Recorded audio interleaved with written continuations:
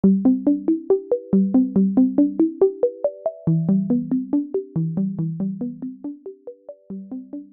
lived in that marriage for over 19 years to protect his kids. Post-divorce abuse, what does it look like?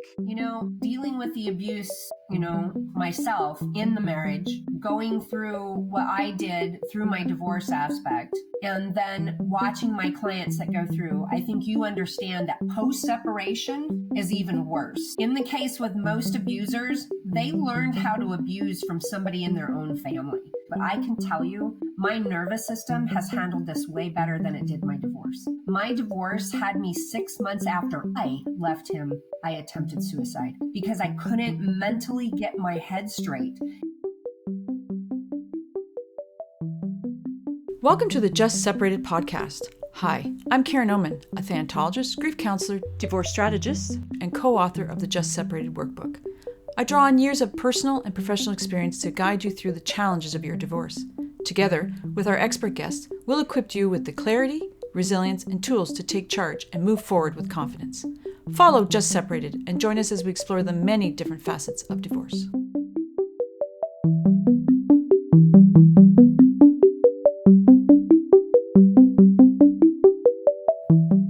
Welcome to the Just Separate podcast. I'm your host, Karen Oman, and co-founder of Divorce Workshop. Today, we're going to be talking about understanding what abuse is for men as well as women.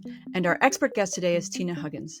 Tina comes in with a background in law enforcement and has dedicated her life to helping men and women get out of abusive situations. Tina has also taught self-defense in battered women's shelters. Tina has had her own personal experience that has shaped her passion to help others. Tina's own father was nearly murdered in his second marriage, and her late husband suffered severe abuse in multiple forms during his marriage and his divorce. Tina, welcome to the Just Separated podcast. Thank you for having me, Karen. So I'm going to start off by saying I came from an abusive marriage. My mother came from an abusive marriage. So we can say for certain we know a lot of women get abused, right? Mm-hmm. But what's something that's been coming up clear over these years that I've been working in this field is that it also happens in men. And it might look different. It may be harder to see or recognize, but it's just as real. So I want to start off asking you, Tina, since you've seen it up close with both women and men, can you help us start to unpack what abuse can look like for both men and for women?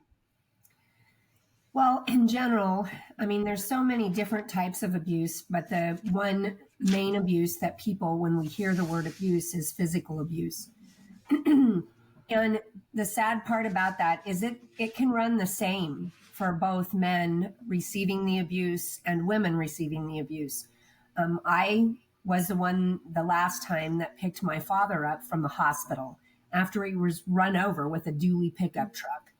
And breaking the most difficult bone in his body, which is the scapula, the shoulder blade. It's the flat bone in the body, and so it's very difficult to break.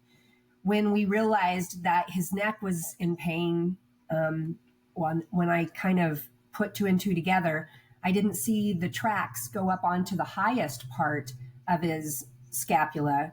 And so what that told me is that his head was higher than his scapula. So she ran over his head, and so his head actually slipped out, and that's what caused him to have neck pain.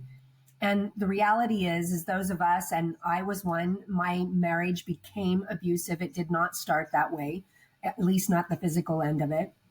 But when we've been in physical abusive situations, we often see bruises, burns, strap marks. I actually have a scar on my face from a willow switch.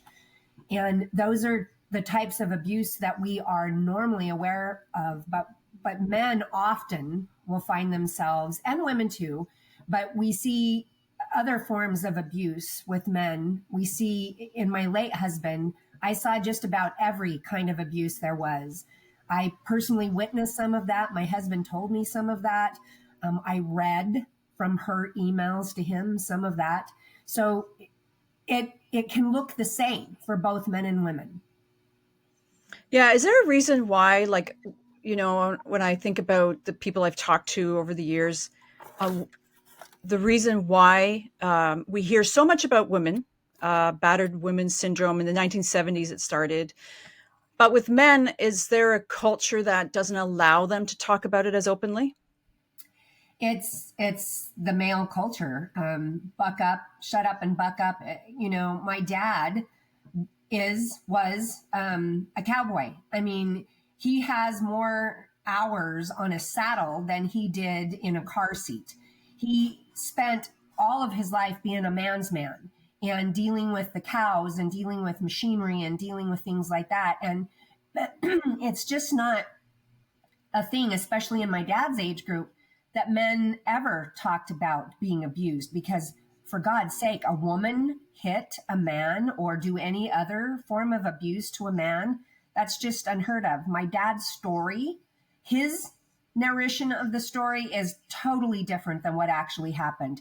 He told his narration, his side of the story, and then I told him the truth, and he was able to see that, and that's how I got him out of that relationship. But years later, now it's been over 20 years now, and he's reverted back to his idea of what really happened because he cannot put himself in the abuse situation.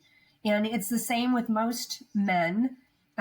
We will find there's different statistics out there with who's abused more than the other, but the reality is men won't report as much as women. Now, my late husband did report. The police were called to his home and his shirt was all bloodied in the back. She had bit him and totally drawn the skin away and caused a lot of blood on his shirt. And the police officers were the ones that told him to communicate with the victim's advocate, who then convinced him to report. But he reported it, and so did my dad at one point with a different woman in his life. And as soon as the cops arrive to arrest the other person, they back away from their sentence. And because I worked in law enforcement, those rules in the state of Colorado anyways changed over the years just because of that.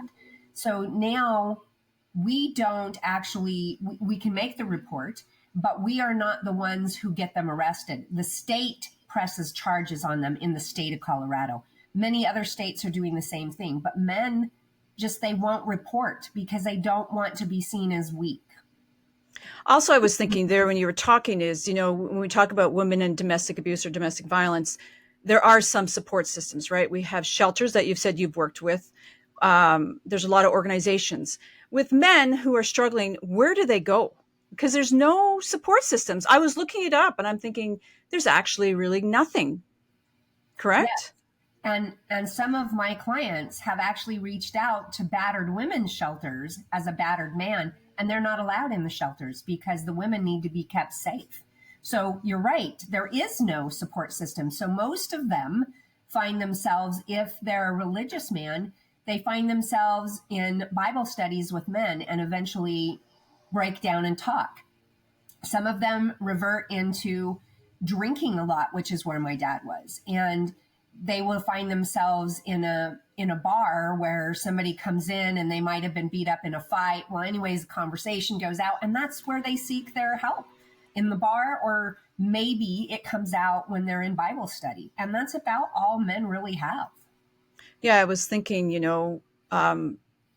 this can be a real problem because we know how vital it is to get the right support systems when you're going through this. And when you're thinking about men's mental health, when they're going to the bar and start drinking, and that's where they're getting their most support from.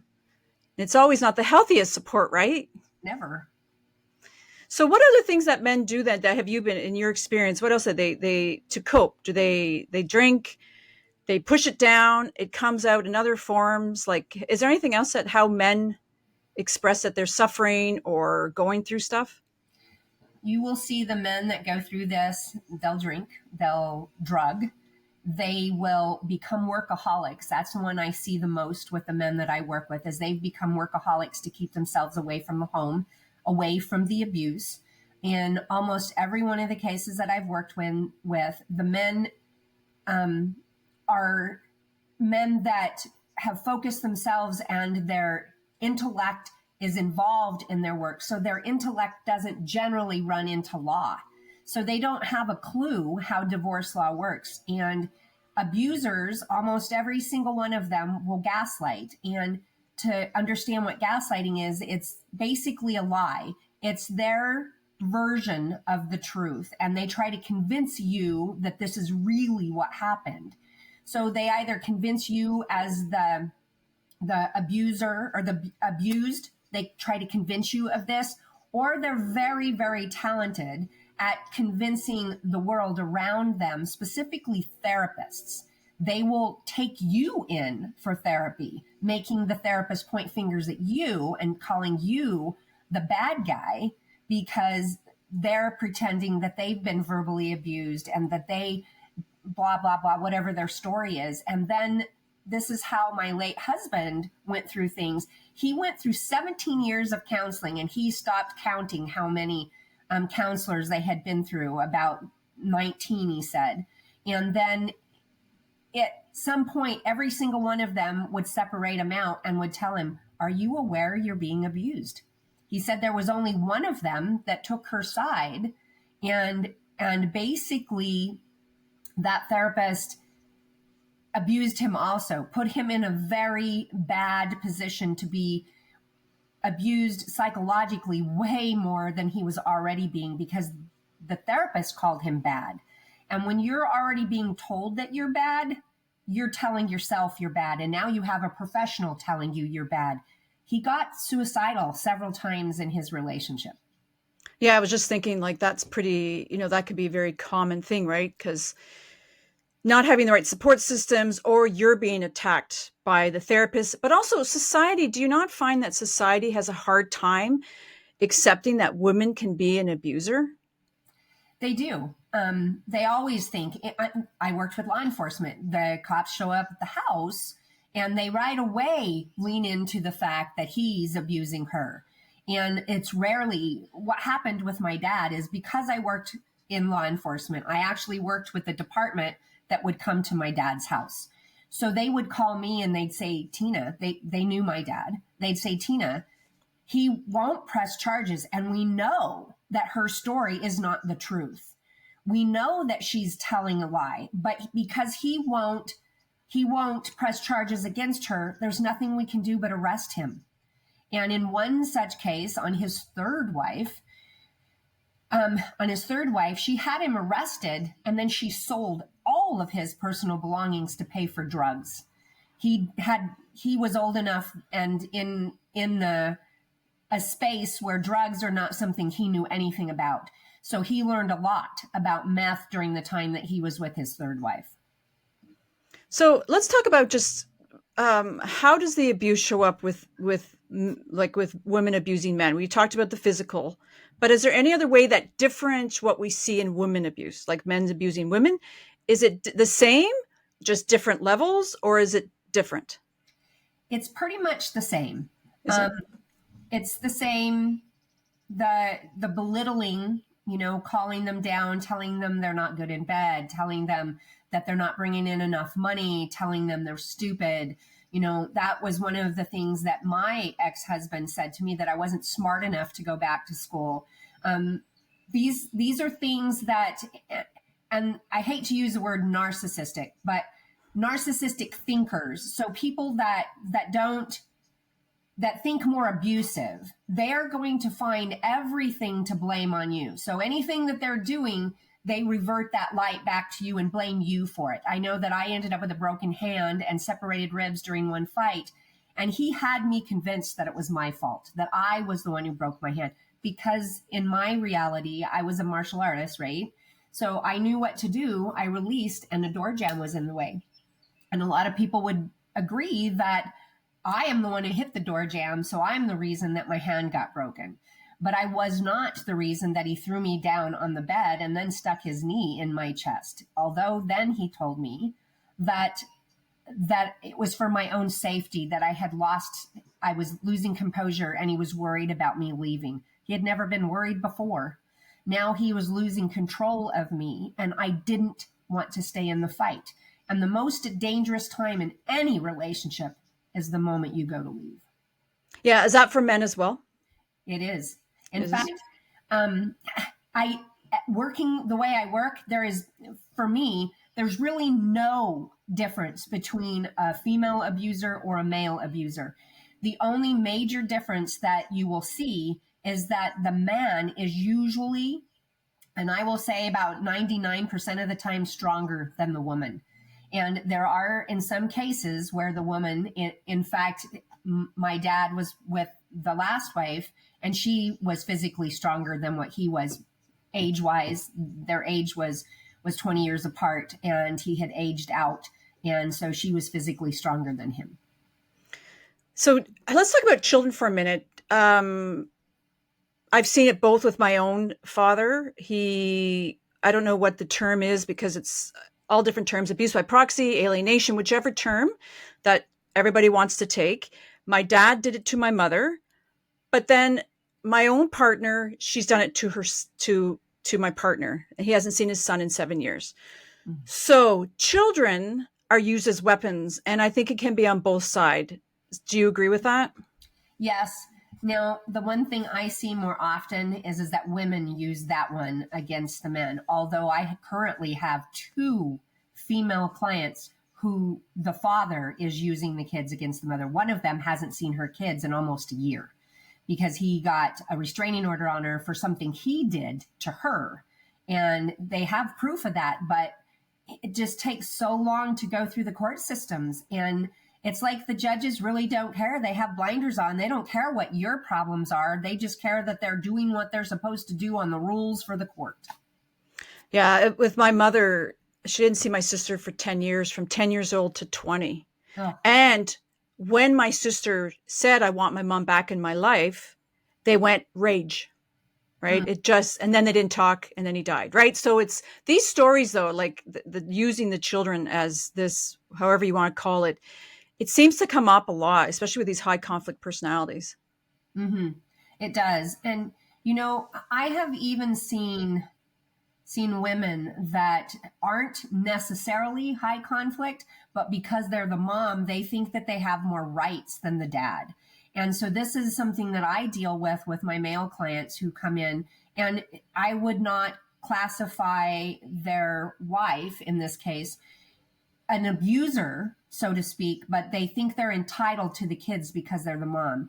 And I, as a martial artist, I taught children, and I can tell you, in split relationships, the ones that did the best, the father was involved. No matter how awesome the mom was, if the dad wasn't involved, that kid was going to get in trouble, and always did. All of my students that didn't have a dad in the picture would get in trouble. They were trying to get either dad's attention or a male's attention in some form or way. Yeah, I think society does that with women too. Like, oh, your mom, as mothers, we think, oh, we're the best for our children. But we have 2 parents because 2 parents are for the best for the children, right? But that's a women thing. I think there's a lot of stigma around that, where if we share our children or if we don't have the primary custody, that, we feel something's wrong with us. Mm-hmm. Instead of realizing that dad can be a really good dad, and kids really need the dad. Oh, yeah. So with my dad and my mom, my dad was raised by parents, these are old world people back then, where men are just a father figure. They don't parent. They discipline maybe, but they don't parent. They don't feed. They don't put them to bed. They don't read to them. And so my dad never did that. So when my folks separated, I was an adult already. I was the first one out of the house. And I was in school at that time when he left, and he never took my sister who was 4 years younger than me, never took her for an overnight, never did anything for her, except for occasionally he'd meet her for dinner. And that was it. And to the point that my brother and my dad don't have a good relationship because my dad stepped out of the picture. And those types of things we see in that age group. Now, my late husband, he had more maternal qualities than he had paternal qualities. He was the parent and the love giver and the provider and the feeder for the most part inside there. He had 6 children, and 2 sets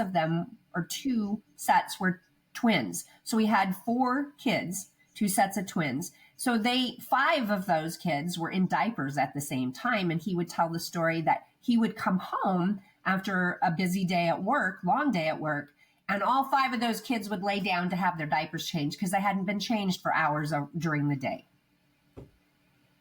Well, that just breaks my heart, you know? Mm-hmm. What- And I swear, Karen, that part of the reason why he's not with me today was all that stress taxed him so much that his body finally just couldn't handle that. And luckily, he is in a great place now. You know, there was a joke that was said, you know, why couldn't God have taken her? And I said, well, if I was God, I wouldn't have taken her either. You know, he was such a wonderful man, and he loved his kids. He lived. In fact, he went through that marriage. This is so often what the men do. He lived in that marriage for over 19 years to protect his kids. Yeah, I think that's the same thing with women too. It's like the buffer. But the thing is, though, is like you're saying, your late husband also was the buffer. And I think people need to hear that men in some of these marriages are the buffer, because we always hear about the women being the buffer. Like I was a buffer, you were probably a buffer, but I want everyone to acknowledge that men can be the buffer. Like they can be the one that's protecting their children. And I don't think that's talked about enough.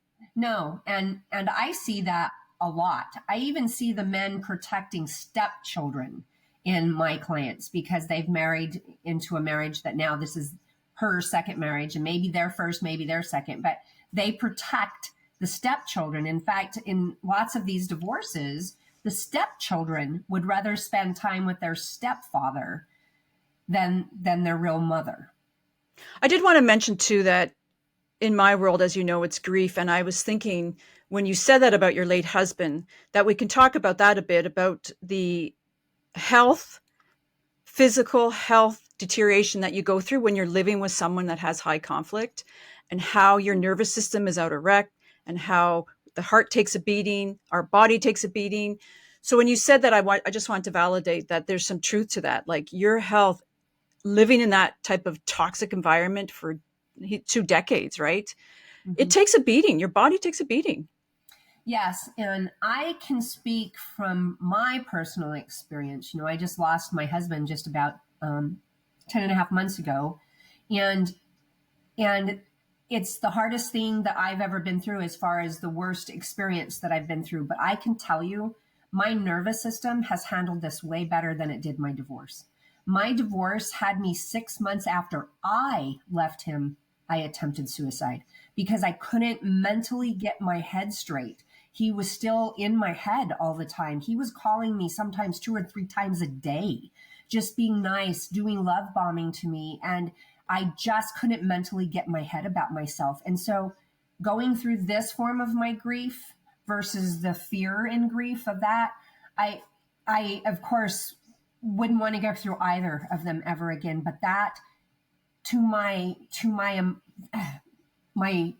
energetic body, I just can't explain at how horrible that was. So I know that my late husband went through that. You know, I watched him go through it, but I can tell you how I felt. And my brain just couldn't work. I could not get my synopsis in my brain to fire and get a clear thought. So I couldn't make good choices when I divorced. So when I did my degree, her name is Dr. Harris, and she's a world known for non-death losses. And she talked about divorce and the death of a spouse and a high conflict divorce. And her professional opinion is, because you know me, I'm a thanatologist. I think death is the ultimate loss, right? But she was saying that when you go through a divorce like your late husband and like you did, or myself or whatever, that is almost harder. And that's what I'm hearing you say. And I don't want to, and I have a hard time with that because I know how death is, right? It's really hard. But I think the exhaustion and the post-separation abuse that continues is what Dr. Harris was meaning. It's like it never ends. Like you were saying with your late husband, it just kept going. So I want to talk about that, like post-divorce abuse. What does it look like? You know, dealing with the abuse, myself in the marriage, going through what I did through my divorce aspect, and then watching my clients that go through, I think you understand that post-separation is even worse. And I will tell my clients, I've got where I talk at the end of my show where we talk about, if you press charges, don't release those charges.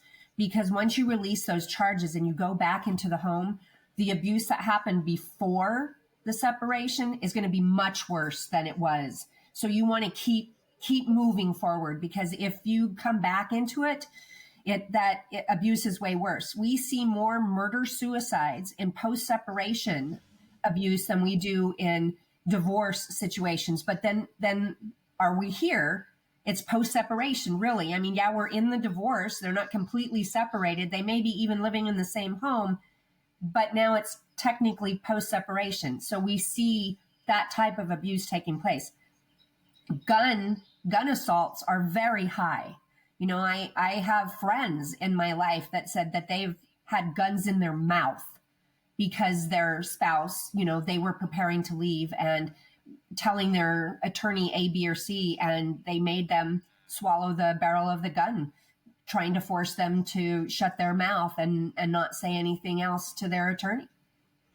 So in those situations, then, I mean, if you want to just touch down this on briefly, you have to be strategic and plan. Yes. When I'm working with my clients, I actually have an exit plan that I've already built for them. And so we can tweak it to fit for their situation. But being able to make an exit safely is huge. And there's two forms of that. There's the emergency exit, and then there's the long-term exit. And at no point in that do I say ever bring up the leaving, the divorce, the separation. Don't ever talk about it. In fact, try not to think about it during the time that they're with you, because again, the most dangerous time in a relationship is the moment you go to leave. So why does society, for both men and women, and I hear it all the time, why didn't they just leave? That, I'm in the process of writing a book, and that is one of the things I'm working on right now. I can tell you I didn't leave because I was afraid. And that's where we see this most of the time. I was recently in a pub where I was eating before my late husband passed. We were there eating, and this gal runs in, and she's scared to death of her spouse that's chasing her now. And so she gets in and she hides and she shakes in the whole point. So they call the cops. The facility calls the cops. Well, at some point, her spouse decides that he's convinced her now to come back out. So now she's sitting in the truck with the spouse, and I'm watching this whole thing. And she's sitting in the truck with the spouse when the police officers arrive. Not once did these officers remove her or him. So she had to talk in front of him this whole time.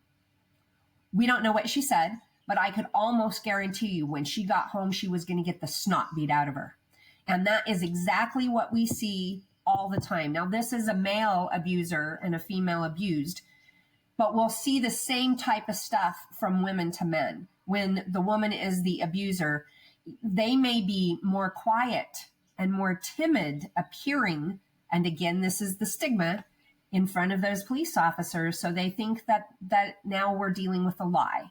So they send them home, and she will beat the crap out of him with, we'll say frying pans, but usually they're like rolling pins or brooms. So how do men, how do they come out? Like, how do they understand? Like you're saying, like your late husband was told by the therapist, a lot of them, like, you are being abused. Is it like when I was going through mine, I knew it, but it wasn't really till I got out that I went, oh my goodness, I've been abused. Is it the same thing with men? Like the same type of thing? Exactly the same type of thing. I refer to this as the lobster being put into a cool pot of water on the stove and the water being slowly heated up. We don't even know we're in an abusive relationship. My hand got broke, my ribs got separated, and I had no clue that was abuse. I lived for years with him and never saw that as abuse. Now, the last time I ended up having to break his nose because he bent the door on my van trying to prevent me from leaving the fight again. And I punched him, but I had to put my vehicle in park to do so. And then he tossed me across the yard. I did see that one as abuse. That one time I saw that as abuse. And there wasn't any words spoken in this fight by me until we reached my vehicle because I was running out of the house. He had just come home. And we'll see these types of things where the woman is the abuser and the man, they're taught not to hit a woman, right? And if they do hit her, they're going to be the ones arrested, no matter whether it's in self-defense or not. That's just the law. It's the way things work. It's the stigma. And the poor guy can be abused, bit, beaten, and had guns pulled on him. My dad was shot at on 2 to 3 occasions.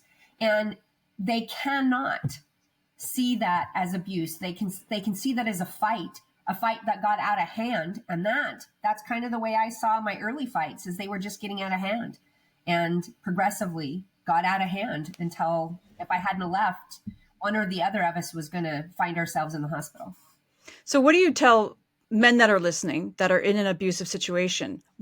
What do they do that, because we already know there's stigma about it, right? He can call up the cops and they may not even believe him. Right. And because the abuser, the woman, is like, oh, he hit me, like he started it. I'm just defending myself. So what do you tell men? Because it's so stigmatized for them. You have to, one, have proof that they're abusing you, which is the hardest thing. So in the case with my late husband, he had a bloody t-shirt. So he went in with a bloody t-shirt and was able to show his back had been bit, and that's where the blood had come from.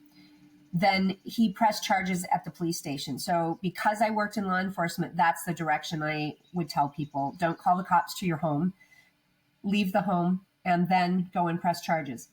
Once you press those charges, do not release those charges for nothing. No matter what the woman does, do not release those charges, because once you release those charges, the abuse is going to get worse, and it's going to be even more difficult for you to leave the home. Now, generally, when you are the one that leaves the home, you can't go back into the home. Now, if you press charges and they arrest the other person, they arrest her in this case, then you have the right to the home and she can't come back in. So that is the way I would suggest men to do that. The other thing is that you need to have some support. You reach out to a divorce coach that specializes in working with men. I do. There's other male coaches that specialize in working with men who have been in abusive relationships. And you communicate that stuff with them. It's very difficult to find therapists. Now, there are therapists out there that specialize in abused men. And so if you can find them, that's another good place to go. And then I do recommend that you slightly start sharing your stuff. And I know that it's very difficult for you men, but slightly start sharing your stuff with your best friend or a couple of the best friends that you hang out with all the time, so that they can see what's happening slowly. Unless you do it all at once. And if you feel comfortable doing that all at once, then please do. Because that person or persons, they're going to be the ones to help you pick up the pieces. Why do you think the divorce world is so full of you either are this side or you're with this side? Have you noticed that? Oh, yes. Yes. And it has a lot to do with the gaslighting aspect, how much of the abuser has gaslit their friends and family. But in the case with most abusers, they learned how to abuse from somebody in their own family. So when that happens, then of course that family is going to join them. And I do believe that, if my kids divorce their wives, I of course got to support my child. But in the case, if I found out my children were abusing their women, well, then I would support the other side. I would make sure my child knew, but that's me. Most of us would support our children because that's the type of parents we are. So when we separate out, there are sides. And so this is something I tell my clients, don't commiserate with your friends, because they are going to commiserate with you. And pretty soon you're all commiserating together at the bottom of the beer bottle. And that's no place for this. You need to be talking with somebody who supports you, not got your back and let's go beat them up kind of thing. That does not help you. And in a divorce situation, it can harm you, harm your children, cost you thousands of dollars, and slow the divorce process down. Yeah, I was just about to ask you as we wrap up, do you have any tips or advice for anyone that's listening? And some of those you already stated, right? Yes. Don't go drinking. don't go beating people up. Right. Find the right support systems. Right. And as I said, like, I think coaching, what you do and what the others do, are really important, especially for men. Mm-hmm. Because there's a lot for women. Yes, there's a lot, and there's just a lot of people that support the women. I know in the group of people that I work with, there's all this group of women for women. And it's like, well, we need to make sure that we spotlight, especially those that are there for the men, because there's very few of them out there. And I know men struggle with that communication. And I would tell you that when I do my face-to-face work and we shut the door, the stories that I get to hear from these men, they begin to trust me, and they know that I am there, that I have their back, that I'm supporting them. And they'll tell me what really happened, and they don't feel like I am looking at them like they're weak, because a man, and I will tell you this coming from the father I had in my life, a man who will confess those types of things is stronger than a man who tries to buck it up and I'm not the abused person. My dad had two sides to him, and one of them, he cried a lot. He cried when calves were being born, and he would tell me, this is how I spend time with God. This is my church. When these babies hit the ground, he says it's a miracle. So I got to see that tough side of my dad come out in a soft way. Yeah. And I think the point is it's hard for men to be vulnerable. Yes. Right. Yes. But I'm really glad, like, you have such a passion for it, Tina. And I love I love that you're doing this work, because I think I said, like, I know in my own life experience that I've been abused by women as well. So, like, women can abuse women, and as well as women can abuse men. Right. And I think and if you're going to have a stadium of everybody's going to talk about how women are abused, you also have to have the same platform or stadium that there are men that are being abused. Right. So that's the whole frustrating thing I've had with the divorce world over these 4 years I've been in it. It was like you either pick one side or the other, but I've seen it both sides. So I love the work that you're doing. So is there anything you want to mention before we wrap up? Well, I do have a show called The Awakening, or Awakening, and you can find that on YouTube. It's on lots of the free streaming TV too, like Tubi, and I can't give you a list of them. But if you look up Huggins Awakening, you should be able to find the show fairly easy. And I believe that some of that information might be in the show notes here, correct? Yeah, I was on that show. It was a great show. Yes. It was a great there. It was a great show. So I ask everybody this question before we finish. For someone who's just separated, whether they left or were left, what advice would you give them to help them navigate those overwhelming early days? Those overwhelming early days, you really do need a support system. You need somebody that you can reach out to when you're in trouble. That could be a friend. I don't recommend that you commiserate with that friend, but reaching out just to have somebody present. Now, when I work with when I coach with my clients, they have 24/7 text communication with me, where they can text me at 2:00 in the morning, any of their issues. Now, of course, I'm not going to get that until the morning when I am able to get to my phone again, but I will check back in with them. It gives them that opportunity to get what's on their chest off. And then the way that I work with my clients is that they play a flat rate. And if I have to work with them more than once during a week, if we're prepping for something like a mediation, or if they are in some serious overwhelm stuff, in some cases, I've worked up 5 days during that week. They're shorter periods, but at least they know that they have me, and there's no extra cost for that when they're working with me. So whereabouts do people get a hold of you? Can you give your webpage and So stuff? They can reach me by going to my website at divorcecoachspecialist.com. And they can also contact me via my email at Coach Tina Lynn, and that's LYNN @gmail.com. And just let me know that they want to have that consultation with me, and we'll get on a call as quickly as we can so that I can be there and be present for them.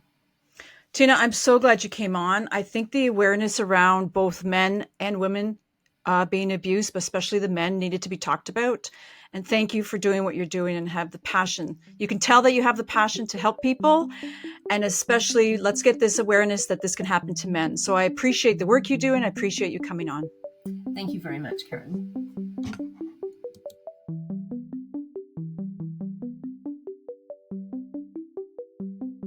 Thank you for joining today's discussion with our divorce expert. Check out the show notes for more about our guest. If you're finding value in our podcast, follow us on Spotify, Apple Podcasts, and our YouTube channel at Divorce Workshop. Share your questions, comments, or guest suggestions. We'd love to hear from you. For a comprehensive divorce guide, check out our Just Separated workbook on Amazon worldwide. This workbook covers everything from emotions and co-parenting to finances, legal insights, and recovery, a must-have for anyone navigating separation or divorce.